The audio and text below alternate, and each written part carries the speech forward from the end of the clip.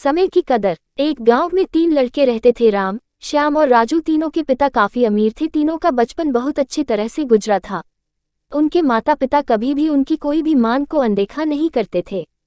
राम के पिता सरपंच थे, श्याम के पिता एक कारोबारी थे और राजू के पिता एक किसान जमींदार थे। छोटी उम्र से ही उन सबको लाड प्यार ने ऐसा बना दिया था कि ना तो उनको मेहनत का पता था और ना ही उनको समय की परवाह थी। अक्सर वह सारा दिन बस घूमते रहते थे। नशे और अन्य भोगविलास में डूबे रहते थे, जिससे उनके गांव वाले भी दुखी थे। सरपंच और बड़े लोगों के बच्चे होने के कारण उनकी कोई शिकायत कर पाने की हिम्मत नहीं कर पाता था, जिससे उनका मनोबल और बढ़ गया।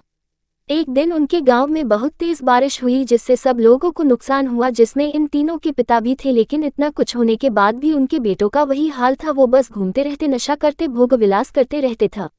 माँ बाप काफी चिंतित रहा करते थे। ये तीनों भले ही कितने गंदे थे, लेकिन इन तीनों के अंदर एक खास बात थी जिसकी पहचान किसी को नहीं थी और उनको खुद को भी पता नहीं।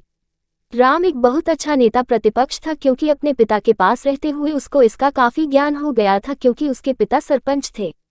श्याम भी इस तरह से बिजनेस की समझ रखता था, क्योंकि उसके पिता एक कारोबारी थे। और राजू खेती का काम जानता था, क्योंकि उसके पिता जमींदार थे। पर अपनी गलत कामों की वजह से उन सब ने अपने इन टैलेंट पर ध्यान ही नहीं दिया, जो कि उनकी सबसे बड़ी कमजोरी थी। इस तरह से इनकी बदमाशियों को देखकर इनके पिता उन्हें सीख देने को सोची। तीनों पिताओं ने आपस में बात करी और उसका एक हल निकाला। तीनों पिताओं ने अपना अपना काम अपने अपने बेटों को सौंप दिए, जिससे उनको समय की कदर का पता लग सके।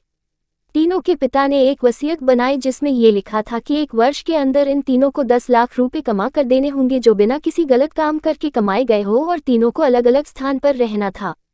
इन तीनों को 5-5 लाख रुपए भी दिए गए, ताकि उनको अपना काम स्टार्ट करने में दिक्कत ना हो। पहले तो सब खुश हो गए कि हम आज़ाद हो गए, हमको पैसे मिल गए, और ऐसा सोच करके इन्होंने फिर से काफ़ी समय मौज मस्ती करने में लगा दिया। इस तरह से 6 महीने बीत गए और इनका काफ़ी सारा नुकसान भी हुआ।